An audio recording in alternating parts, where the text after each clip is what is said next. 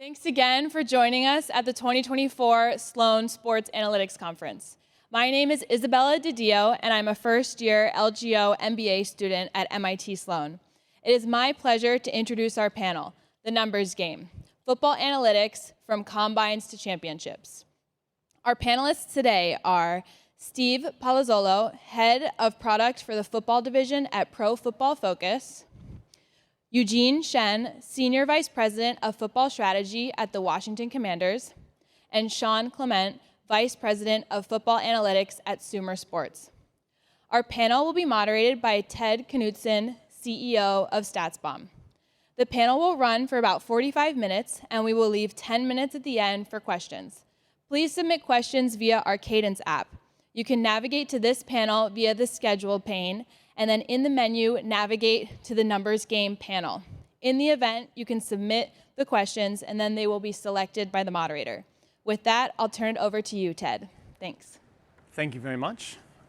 Just want to thank Isabella for all of the hard work that she did in organizing this and a lot of the prep work and research. The students do a lot of the legwork to make us look good on stage. Sorry, there's a noise back there. I wasn't sure if that was like thunder or something around. So yes, I want to set the stage a little bit because I think one of the things that gets lost is how long football analytics has been going on inside the NFL in particular. But the kickoff panel for this weekend was with Paul Tudor-Jones, chairman of Sumer, and Jonathan Kraft. And I thought there was an interesting discussion there around kind of the complexity, and it relates to the AI era.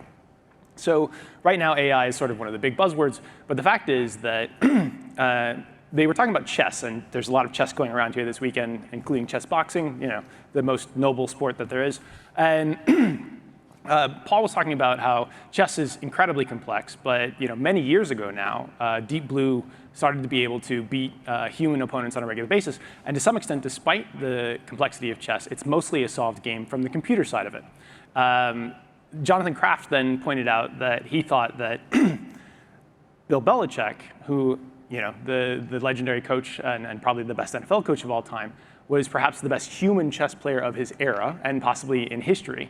But what we found is quite interesting there in that in the chess era, the players have gotten considerably better by using analytically backed and computer-backed strategies to improve their own play. Belichick now in his retirement almost seems to signify the transition into a somewhat new era. The reason why I bring us back to how long some of this has been going on is because, Steve, you've been at PFF for 2011. Is that when you started? Yep. Eugene started coming here to the conference, and I think that was also in 2011 doing work here. Many of us have sort of, we've been around Sloan for a long time. We're very thankful for Daryl and Jess for their stuff.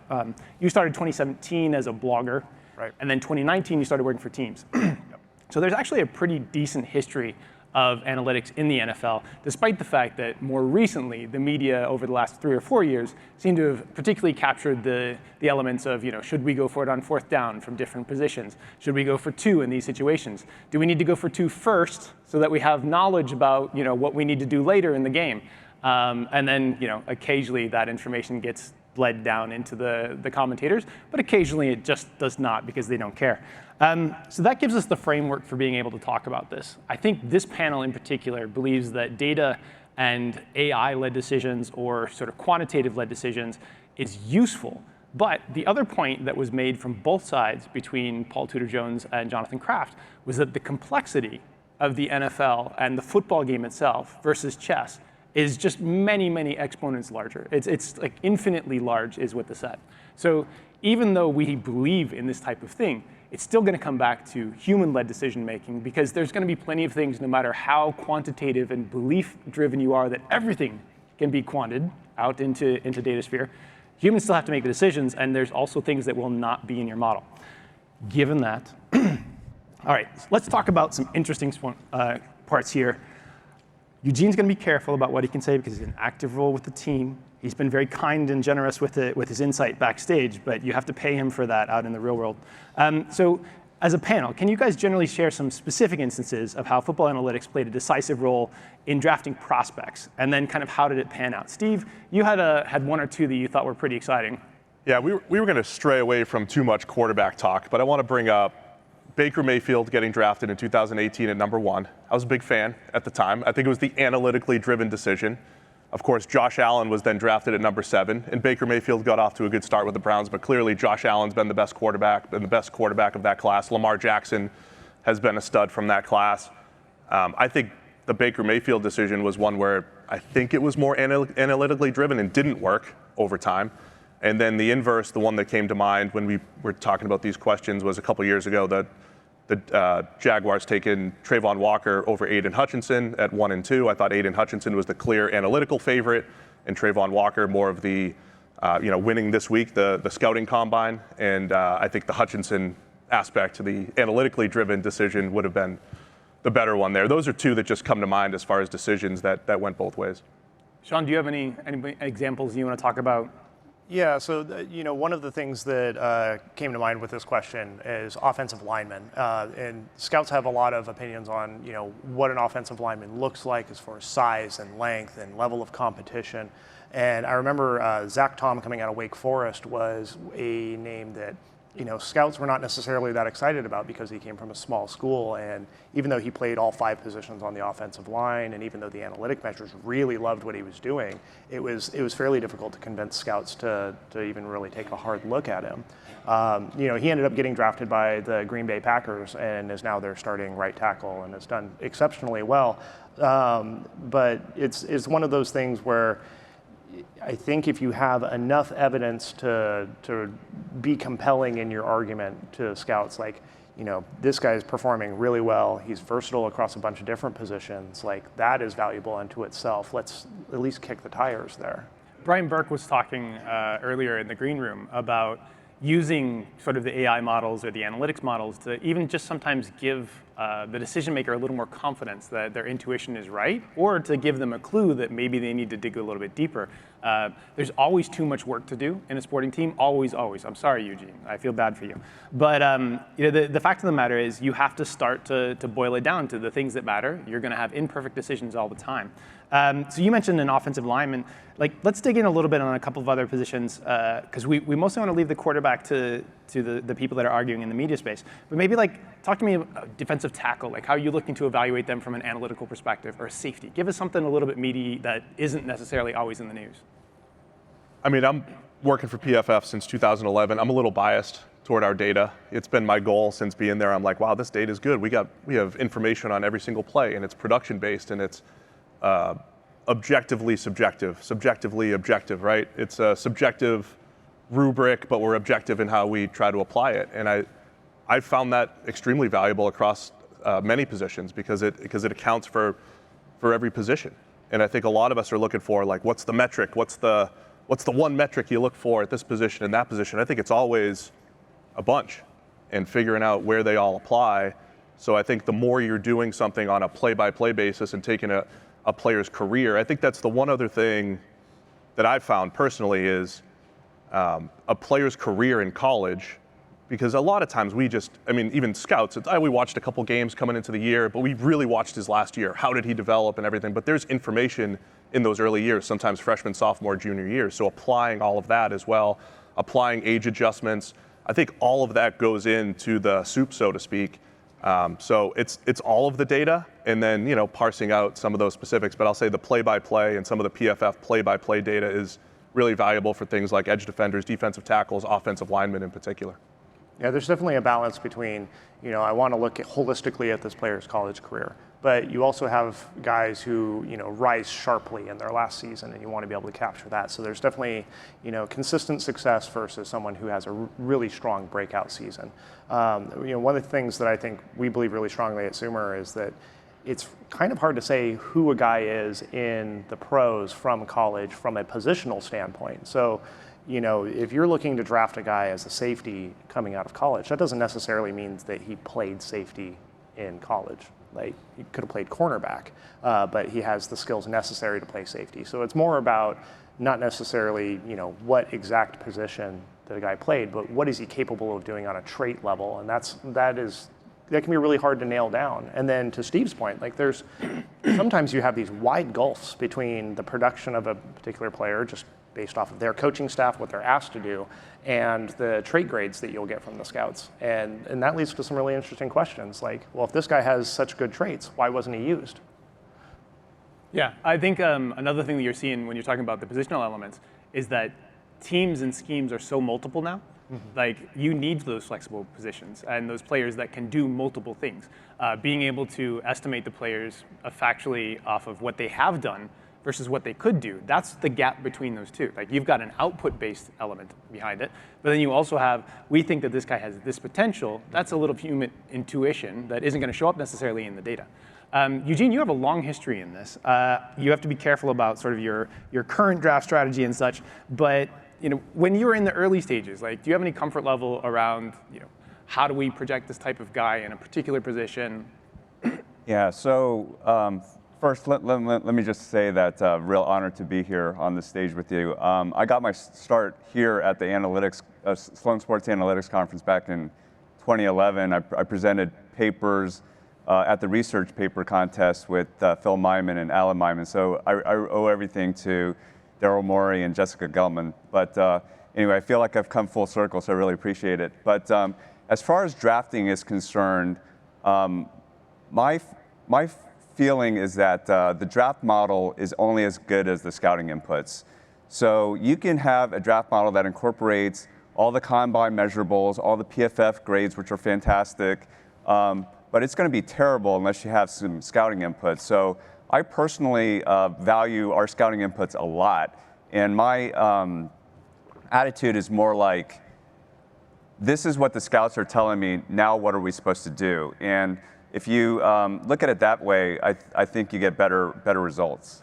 In the world of soccer, we actually use the data to help the scout productivity. It's like after 2 years, the scouts were like, hey, we just don't watch bad players anymore. And that actually makes us feel good, but if it makes us feel like we're going to have an impact on the team, more so than we would have otherwise. So that's another sort of thing that you're saying there. Like, there's always too much work to do. If we can make our scouts have a little more productive time, like, that's useful to us. And we take their input and they get more confident about what they're telling us, so they give us more realistic projections on their end.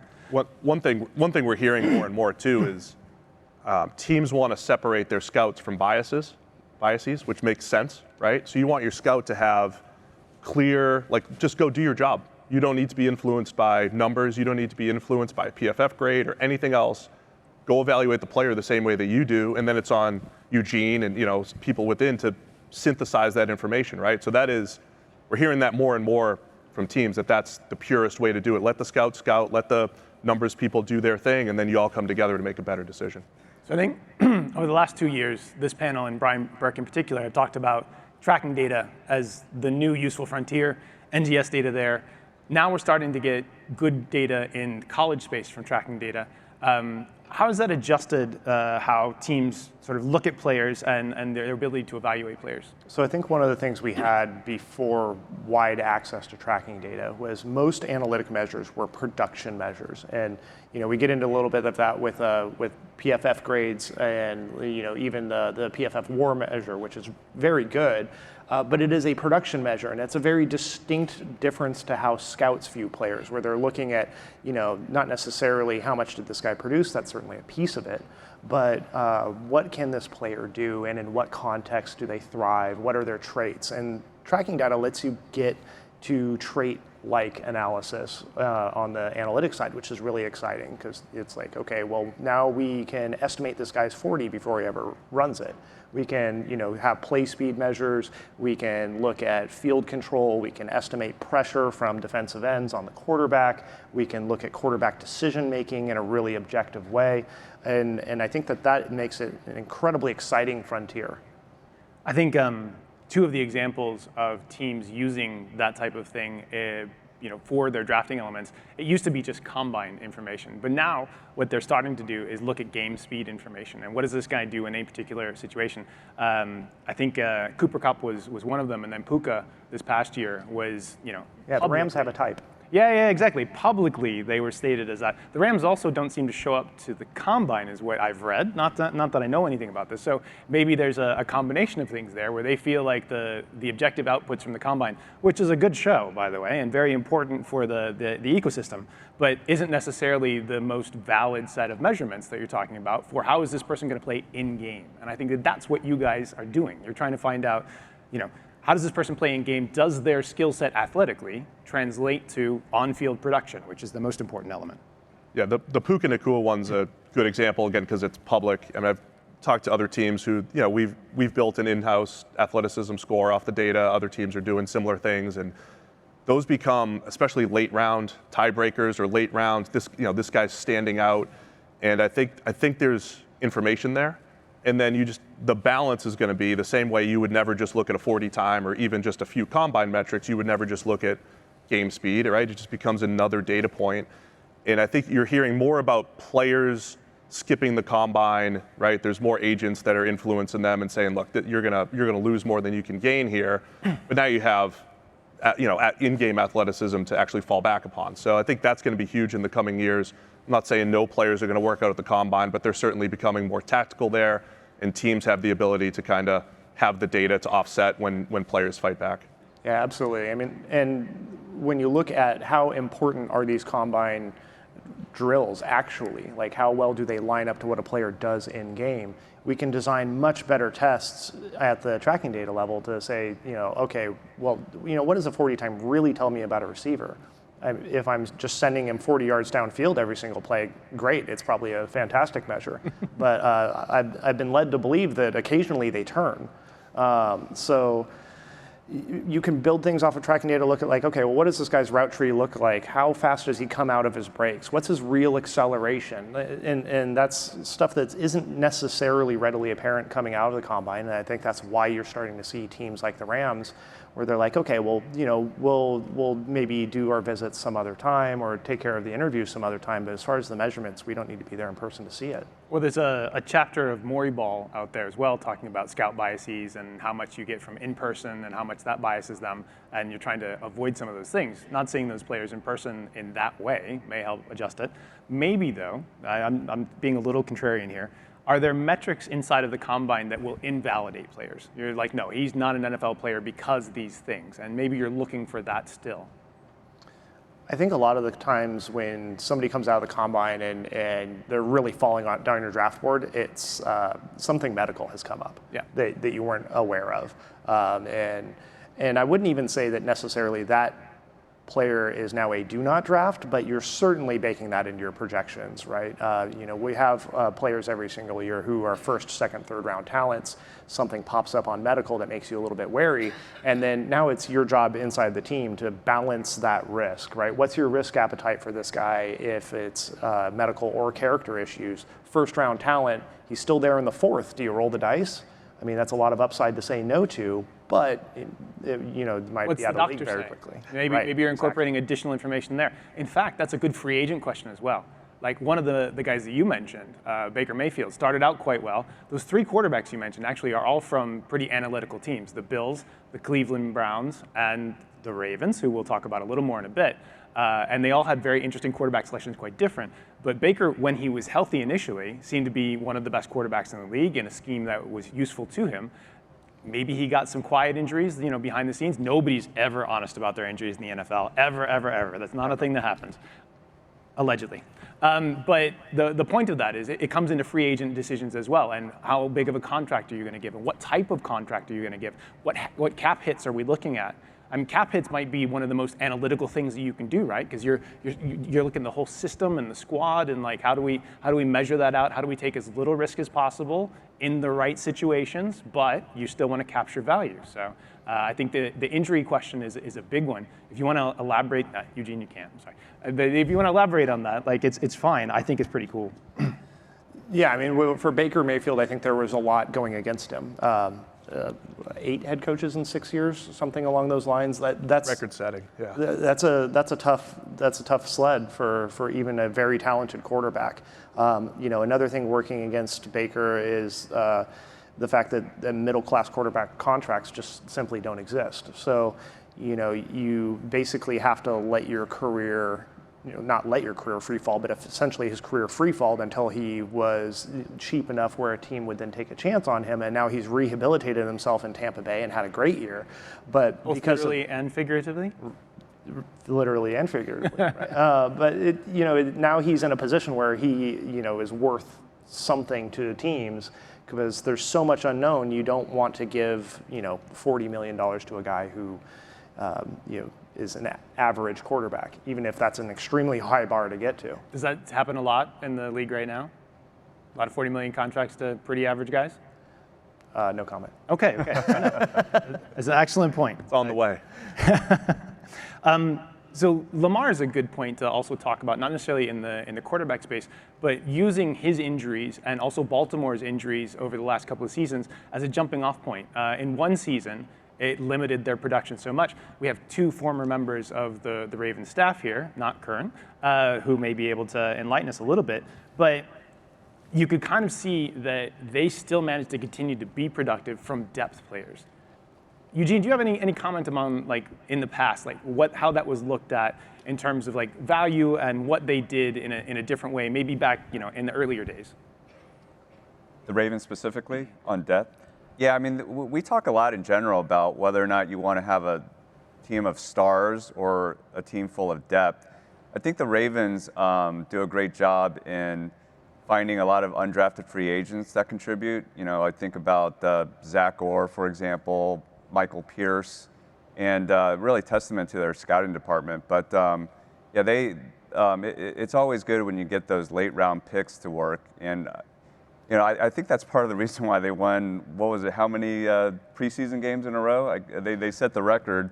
It was an incredible streak. But part of it is because they have so much depth. Able to blood those players, get them involved in the scheme, get a comfort level with their potential output. And then injuries are inevitable in the NFL, so having that depth makes them able to sort of continue to get into the playoffs, even if they aren't able to perform at their highest level all the time. Absolutely. I mean, they are extremely cognizant of where there are strong link systems and weak link systems. And in those weak link systems, you see smart teams over and over, we're going to keep taking shots at additional cornerbacks and safeties and offensive linemen, because if you lose one guy and that system now breaks, you're just at a huge disadvantage. So you need that premium depth there in addition to premium talent. Ravens are just a good example of a team that consistently makes a lot of good small decisions that add up. Mm-hmm. I mean, a couple years ago, they traded Marquise Brown for a first-round pick. Probably weren't going to pay him. Grab a first-round pick. Now they get two starters out of that in that first round with Kyle Hamilton and Tyler Linderbaum at center. Just a lot of smart decisions when you add it up and you look at, to Eugene's point, have a good depth. And when you look at good depth on the roster, you looked at their roster last year, it's wow, starters, backups. I mean, this is solid across the board. Few stars besides Lamar, but just solid across the board, and they do a consistent job with that. But also being willing to hop in for a player that doesn't seem to have great positional value in Roquan Smith, but they felt like he seemed to solidify their whole system, and their linebacker core is part of the most important elements of that. That, I think, speaks a little bit to being comfortable in your player evaluation process to be able to make that leap and take that risk.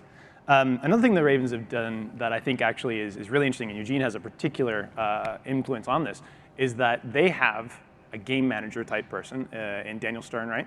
But I remember 15 years ago, Bill Simmons being around and talking about, hey, all Andy Reid needs to do, or Tony Dungy, or anybody else that seems to have issues in late game management, needs to get a kid who's played Madden his entire life and get him in the ear for 2-minute situations, because that's going to dramatically change the value of that. And it seems like coaches sometimes get overwhelmed. Daniel, I think, is a little bit more than that, but I think that you have some insight on the hiring of the game manager concept that really seems to be going throughout the league. Yeah, I'm not sure Daniel was a big Madden player, but Daniel's great. He's probably one of the best game managers in the game, if not the best. I joke that the best thing I did at the Ravens was I hired Daniel out of Yale back in 2016, was it? But yeah, so in general, the guy in the game management booth is becoming more and more analytics driven, and all the coaching staffs will have weekly meetings to go over situations, to discuss what you're doing on a day-to-day basis and for various scenarios. And the Ravens do a great job at that. I mean, Daniel's great. Coach Harbaugh is really receptive. When I joined the Ravens, if you plot the Ravens' fourth down aggressiveness over time, you'll see a big bump in 2014 when I joined. It wasn't just because of me, but Coach Harbaugh really understands the analytics and is really receptive, and that helps a lot. But yeah, they do a fantastic job there. It makes sense. It just makes sense. I mean, think about what a head coach has to do, right? He is the CEO of the organization, and he's got to motivate players and pick the right players and put them in the right position to succeed and game plan and do all these things. Why wouldn't you have someone else just focused on in-game decision-making? Because the game's fast. Like, you can't do that on the fly. You have to be prepared. I mean, it's like a CEO, worried about what the Twitter account's doing or something, On a clock, where seconds matter. Yeah, so Right. You mentioned the chess analogy earlier. So what we used to tell Coach Harbaugh is the best chess player in the world is not a human. It's also not a computer. It's a human using a computer. Now, my understanding of it is that's not true anymore. It's actually a computer. But, You lied to him. That's okay. back then it was. And I think it's true. Like, why wouldn't you use some help? Why wouldn't you use some numbers to help you inform the decisions? It just makes sense. So if the game manager, actually, can you enlighten us a little bit about what the game manager is doing? I think that role is a little understood. A lot of fourth down decisions. You have end of half, end of game decisions, whether to do intentional offsides, for example.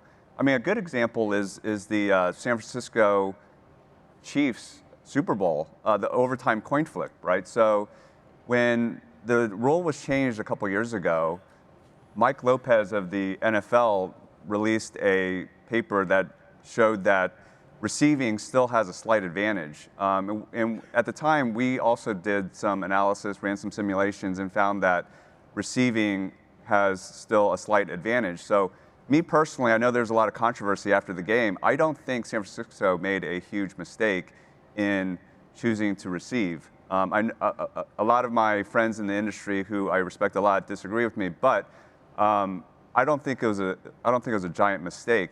Now, what was impressive, though, was that after the game, Kansas City players all said that Mike Frazier, the game management guy there, had educated the players about the new rule and told them what they were going to do in the event that they won the coin flip. And he did that before every single playoff game. And Travis Kelce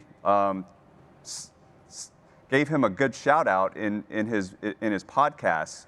So I think that's a real testament to Mike Frazier's good communication skills, because that's what you're supposed to do, right? You're supposed to educate the coaches and the players. And anyway, Mike's great. He's one of the unsung heroes of the Chiefs' success. But that's what you're supposed to do. Michael Lopez, a shout out as well. His group at the NFL studies these situations to try and make them as interesting, as fair as possible. The NFL, is very willing to make adjustments to the rules of the game that are, more in line with player welfare, but also more in line with an entertainment product. And I think they do a great job. So we talked a little bit about fourth down decision making. I feel like, this is the NFL panel, but there's not a college football panel. What we've seen in college football is not dissimilar to that. It's just less widespread. It's a little bit slower than the super aggressive teams or the super progressive teams in the NFL. But in college, there's the thing called the book, right? And the book tells you situational elements of how you should make choices. And the book is pretty widely distributed. There are a lot of teams that buy this. And so you're seeing also, you talk about fourth down decision making. We've seen the same thing across the sport, maybe just on a bit of a lag there. What other trends are you guys interested and excited about as coming out of the analytics and the data space, or do you find particularly promising? I think college is at a very interesting crossroads because now college teams are going to have to manage financial resources in a way that is very similar to the NFL. And of course, there's not a cap, but now the resources for Troy are not the same as the resources for Auburn. And so that leads to a lot of interesting decisions and a lot of opportunity for data-driven decisions. And if you are one of kind of these mid-major teams, you've got to be extremely aggressive at the transfer portal to maintain a run of excellence. We have seen time and time again where these large name teams can take good talent from across the country. It's like you are hitting free agency with your own players every single year. And to me, you have to recruit them to stay. Right. Which is you have to recruit them to stay, and that is something that simply doesn't exist in any other sports league that we have right now. So if you are a team that is in that situation, I would say if you're not being not just in analytics but extremely aggressive, you're already behind. That's a good one, Sean. I mean, thousands of players hit the portal last year. Over 3,000 players hit the portal last year. There's some stuff going on behind the scenes. Sometimes you know who's going, but theoretically you don't know who's going to the portal. NFL's got to deal with free agency. They have hundreds of players. They know who the free agents are. They spend months prepping and having scouting reports, know who we're going to target. And college doesn't have that. They don't know who's going to hit the portal. They don't know who's leaving their own team, whose contract is up. They're all up. You have to re-recruit them, as you said, Ted. It is a fascinating world right now in college, and they used to not have to worry about things like positional value and where the financial resources go, right? You get a recruiting class of 25, and we'll just get a few more linemen this year, or we'll get a few more defensive backs this year, and that was it, to just balance your 4-year projection for your roster. Now it's a literal year-to-year process. Where do we deploy resources? For which players? Do we really have good evaluations on all these players?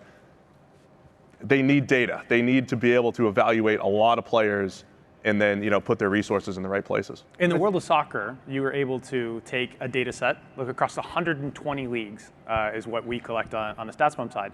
And you then use the tools to sort of narrow it down to players of the types that you're looking for in positions that you care about. The complexity of that is understood these days, but a decade ago when I started, it wasn't really. And it was definitely data and tools that allows you to narrow that down. It's the same thing in the transfer portal, except for the transfer portal has a much narrower window where you can actually take action there. And most of these teams so far, even in the college space, on the personnel side at least, are underprepared for it. Like they're not keeping up with it on a day-to-day basis. Like their day-to-day is recruiting high school kids. And then you have this period of time where oh, we got to change and we got to do this and it's got to be really fast. And we have literally 4 interns who are in a room over there following everybody's social media feeds to figure out, okay, that guy's in the portal and that guy's in the portal. And maybe you've got a couple of groups that are updating their APIs minutely or hourly to be able to pull that stuff. But I will say that the transfer portal in particular feels a lot more like soccer than the NFL does. And the complexities there are astronomical. Well, it's also impacting the draft. Like the NIL era is measurably impacting the strengths of draft classes, and it's particularly at certain positions. When you have a college player who is looking at, do I become a 5th round draft pick? Or do I stay the starting, hypothetically, the starting linebacker at Ohio State? Well, the financial gap between those two may not be all that much. 5th rounders and laters don't have very much, or if at all, guaranteed dollars to those contracts. And so you have to balance, what's the injury risk? What can I earn now versus what can I earn in the future? Do I spend an extra year to develop? So, we're seeing draft classes get older. We're seeing the shape of the draft curves change, and the distribution of talent is changing within drafts. And I think in general, that's one of the things that I love about working in not just the NFL, but football, is it's a non-stationary league. The insights that Eugene found in 2011, some of them aren't true anymore.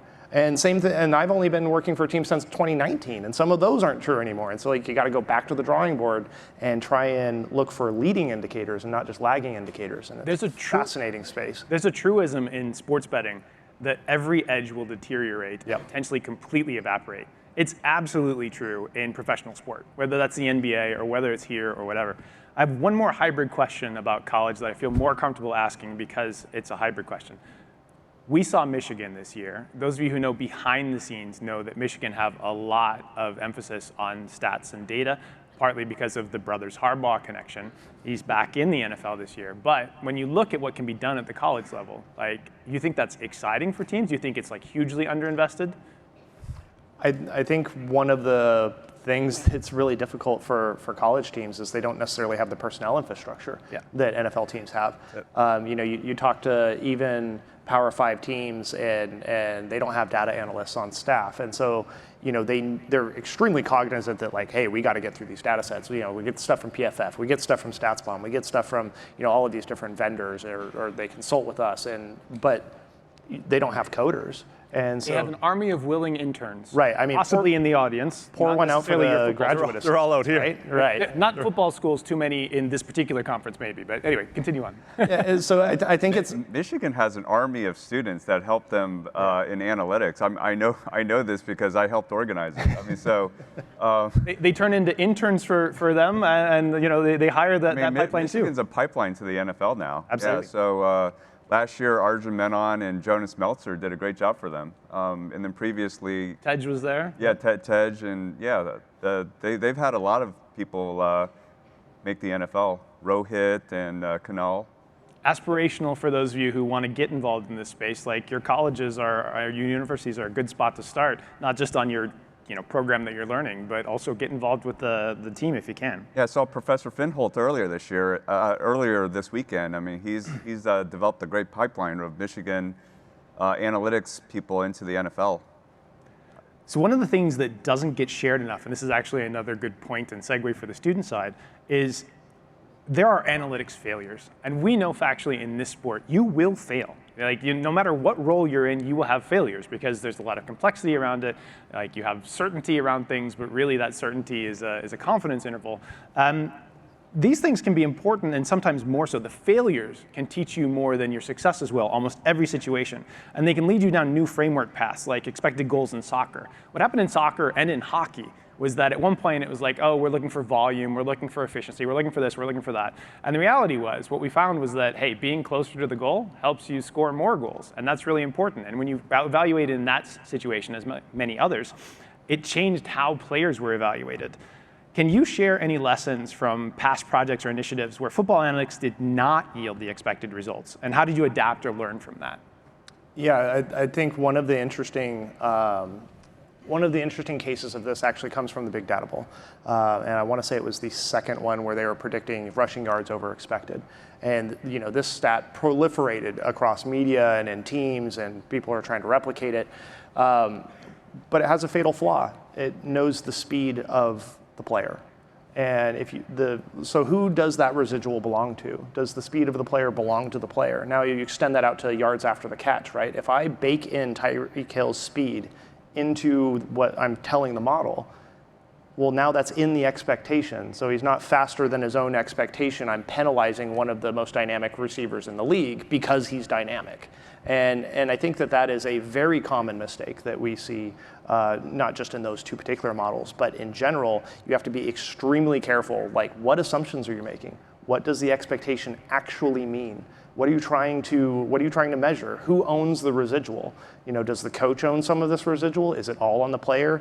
Is it the opportunity that this particular player got in this time frame? All these questions are extremely important. I know my team, some of them are in the audience, hate listening to me talk about assumptions because I feel like that's all I do. But if we're not careful about validating our assumptions, we will make extremely precise wrong models. I go back to the Baker Mayfield one. We started collecting PFF data in 2014, and I thought having more granular quarterback data would help a lot with hits and misses and finding the next franchise quarterback. And I don't think over the last 10 years or so that the top quarterbacks that have come out of the league were analytical darlings, so to speak. And I don't think there's a lot of data sets out there that would have said, yeah, absolutely, Mahomes, Lamar, Herbert, Allen, clearly those are the guys. Stroud. I mean, some things would have loved Burrow and Stroud. Some of them would have hated Allen and Mahomes.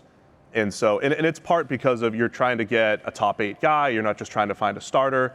I think data is better when you're just trying to find a starting tackle, a starting safety, you're trying to find a top 64 cornerback, right? Which is completely different from finding a top 8 to 10 QB or a top 15 QB, whatever your threshold is. So I'm not saying that's a failure necessarily, but I thought it would be a cleaner. Yeah, of course the NFL missed on all these quarterbacks before we had better data. Of course they did.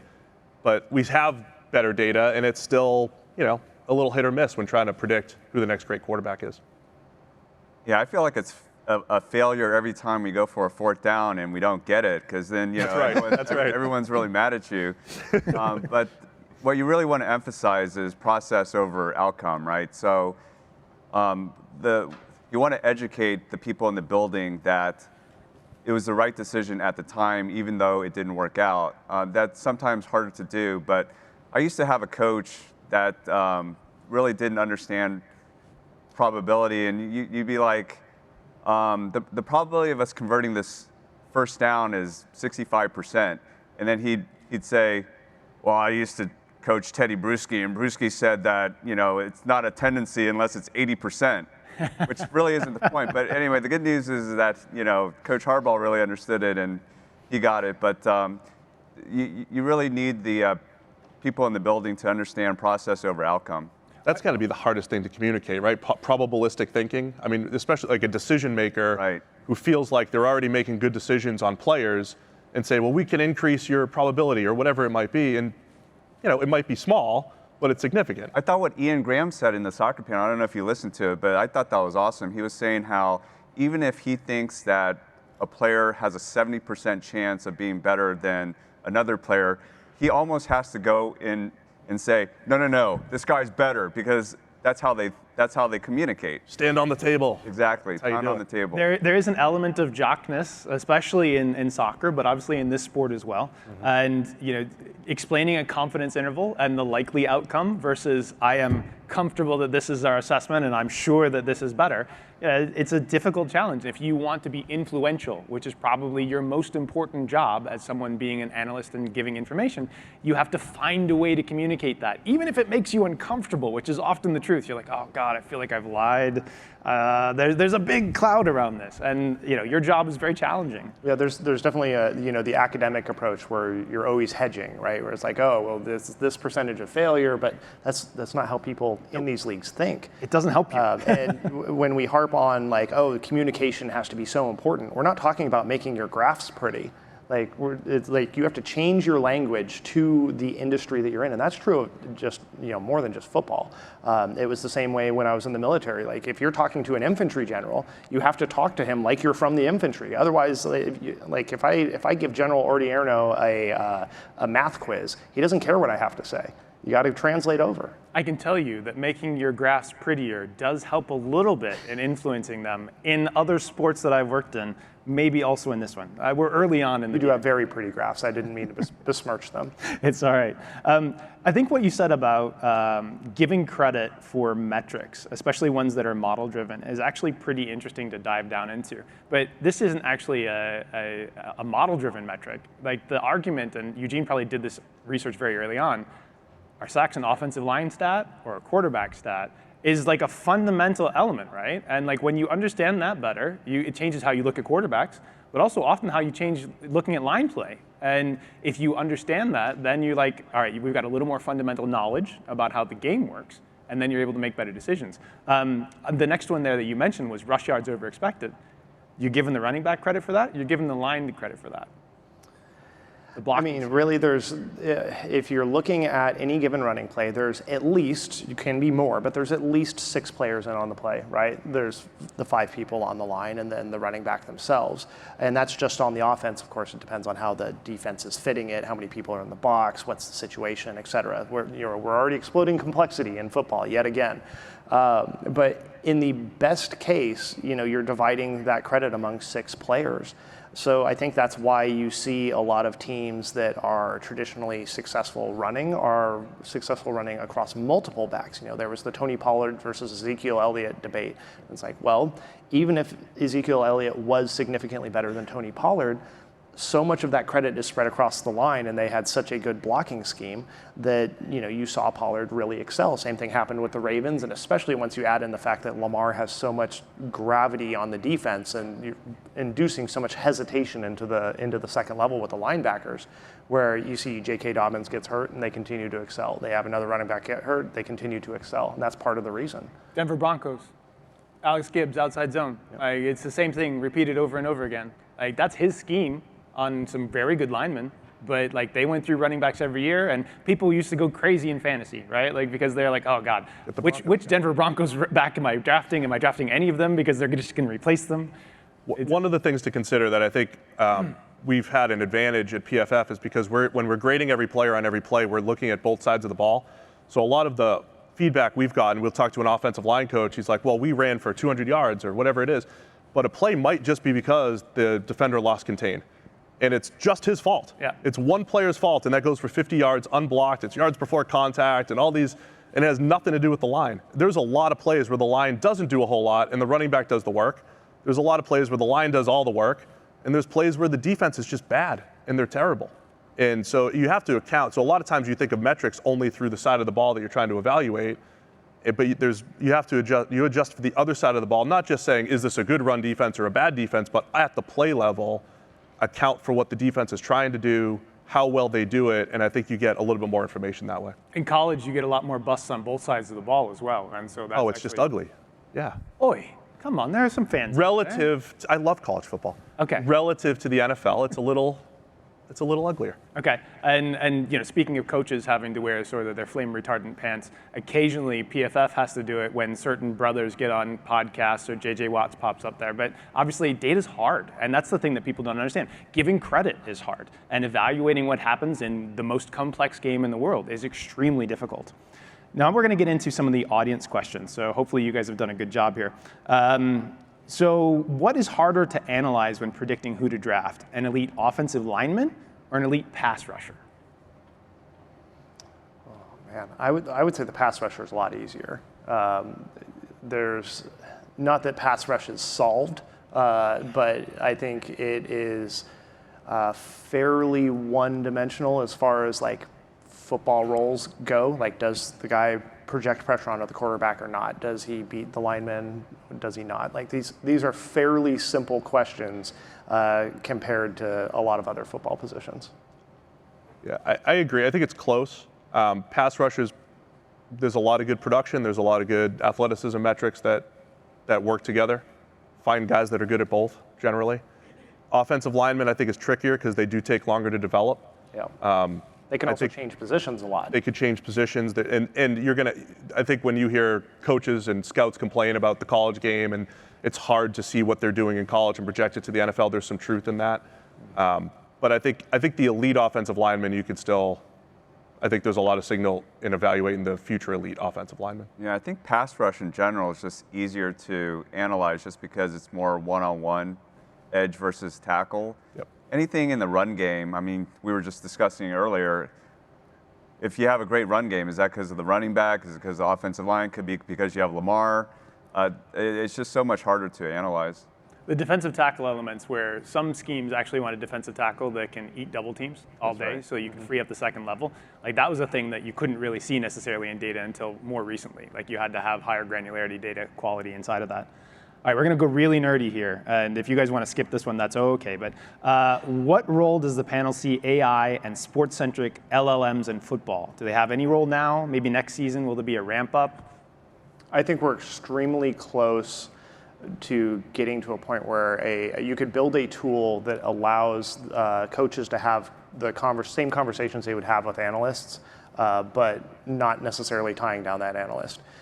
So, wouldn't it be nice for all of us who have worked on teams, the coach has a question at midnight that an LLM could answer that question. Where do we rank in rushing yards? Right.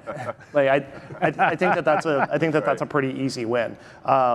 I think especially in college, the NCAA has approved tablets on the sideline. So you come up with an application to answer questions in real time on the sideline. That could be a gold mine. They couldn't have anything before, by the way. Right. Like they're jumping right into it. Yeah. They're like, well, this is going to be interesting. And obviously, that's another set of stuff, right? If you're looking at what are they going to use, they've got in-game data, which is also lesser quality. Like you're looking at, I don't know if you've seen the play-by-play feed of some lesser college games going on at times, but it's a struggle. Now you're trashing colleges. Come on, man.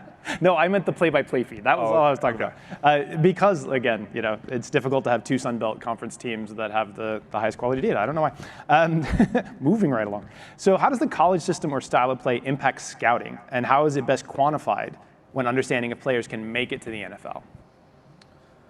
That's a good question. It's challenging, and again, what they're asked to do. I mean, a lot of college defensive schemes don't actually have two edge rushers, right? It's 3 down linemen who are trying to eat blocks, and it's 1 edge rusher. So you have fewer of those one-to-one comparisons projecting them. There's a lot of offensive linemen who just aren't taking pass sets. I think what you've seen in baseball a lot of the time is a lot of the baseball improvements over the last few years have been in individual training.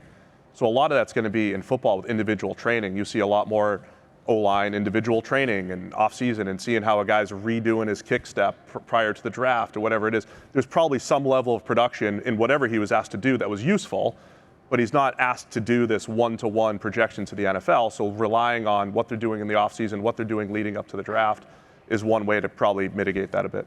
Yeah, it affects a lot of positions very differently, right? Like the quality of quarterbacks you're playing against in college is so inferior to that of the NFL that what you ask a college linebacker to do is much more run fit because there's so many more run-heavy teams. But then you get to the NFL and it's like, okay, we've switched to a two-high safety system because of the impact of players like Patrick Mahomes, but that means that the underneath is now maybe a little bit less defended, so now I need a middle linebacker who can really read play action well and can cover the tight end, and that gets into that non-stationarity of the league that I think is fascinating.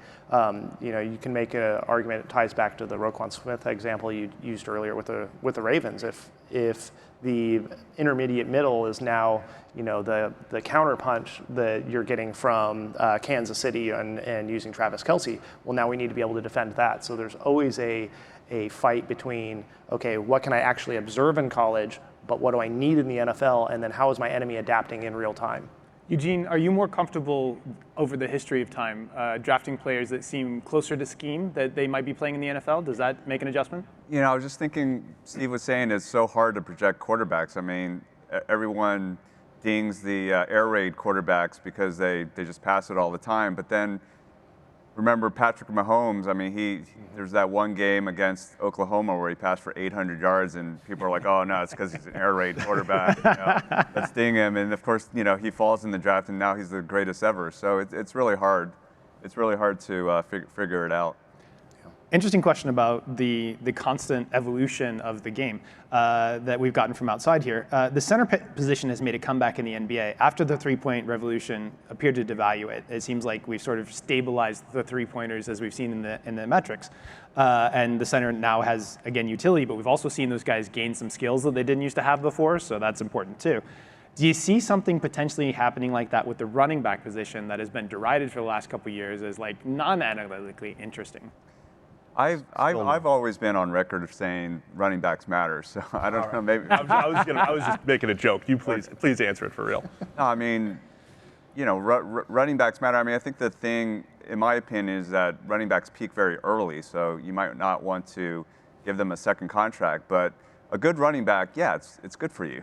Believe me, right? Like you'd rather have a good running back than a bad running back. I mean, it's not a crazy notion.